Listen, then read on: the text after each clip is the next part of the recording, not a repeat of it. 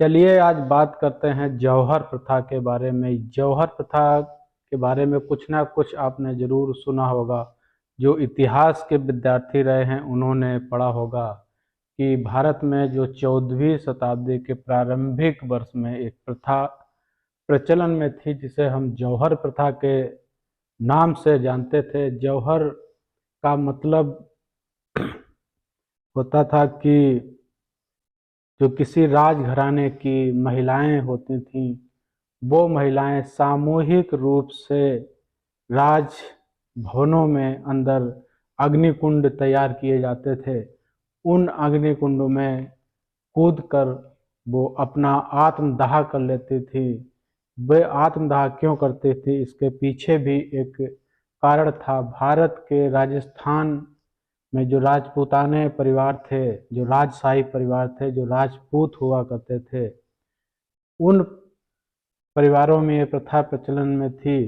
दिल्ली में जब अलाउद्दीन खिलजी का शासन था तो अलाउद्दीन खिलजी ने चित्तौड़ पर आक्रमण किया था। उस समय चित्तौड़ में राजा रतन सिंह का राज्य था और उनकी रानी पद्मावती ने पहला जौहर किया था अपने जो राजघराने की महिलाओं के साथ। तो जौहर प्रथा से संबंध राजघराने की जो रानियां थीं, मंत्रियों की रानियां थीं और उनके परिवार की जो महिलाएं थीं, इस भय से वो जौहर कर लेती थीं। उनको जब यकीन हो जाता था, जैसे जब भी मुगल शासकों ने राजपूतानों पे हमला किया, जब उन्हें ये संदेशा मिल जाता था कि हमारे राजा फला युद्ध में हार गए हैं, तो ऐसी स्थिति में जब राजा हार जाता था तो जीतने वाला राजा उस राज्य पे कब्जा कर लेता था, उस खजाने पे कब्जा कर लेता था। उन घर की जो महिलाएं होती थी उनको जबरन शारीरिक शोषण करते थे, उनको साथ में ले जाते थे। तो इस लोक लज्जा और सामाजिक लाज और प्रतिष्ठा शील भंग, कुछ भी कह लें, ना हो, अपनी इज्जत बनी रहे, इसके लिए महिलाएं ये आत्मदाह करती थीं राजघरानों में, जहाँ पे पहले से ही बड़े बड़े अग्निकुंड जिसमें लकड़ियाँ जला के भर दी जाती थीं और आग तैयार कर रखी जाती थी।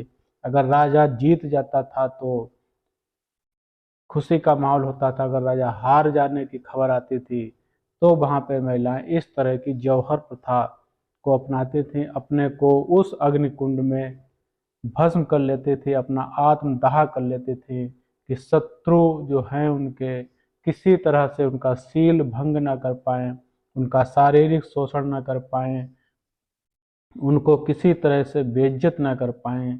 तो सोचिए उस समय की एक इन प्रथाओं के बारे में, जो मान सम्मान के लिए महिलाएं हंसकर अपनी जान दे देती थीं, और लेकिन किसी के द्वारा उनका शोषण हो, शारीरिक शोषण हो, या उनके द्वारा उनको किसी तरह से बेइज्जत किया जाए, उसे वो बर्दाश्त करने से पहले जान दे दिया करती थी। इस तरह की दो चार परिवार प्रथाएं राजपूतान घरानों में ही मिली हैं, बाकी और कहीं इस तरह का कोई मामला देखने में नहीं आया।